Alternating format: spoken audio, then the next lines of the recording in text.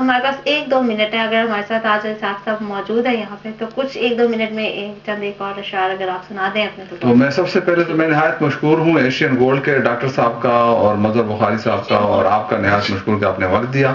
اور میں آخر میں چند اشعار میں یہ سناؤں کہ ہر سمت مسلمان ہی پریشان ہے آج کل، ہر کوئی اپنے گھر میں ہراساں ہے آج کل، اور باتوں میں ہی اثر نہ ہی بازو میں زور ہے، دشمن ہمارے نام سے لرزاں ہے آج کل،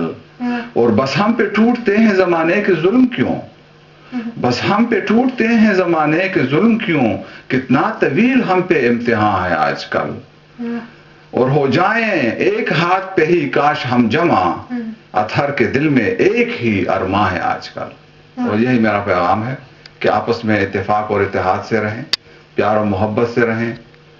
اپنے زبان سے کسی کو دکھ نہ پہنچائیں،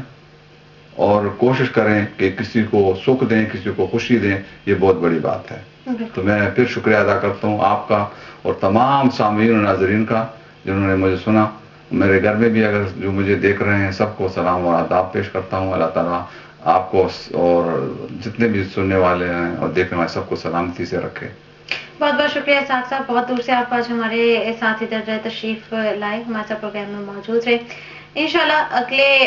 پروگرام میں بھی آپ کے ساتھ ایک نئی مہمان شخصیت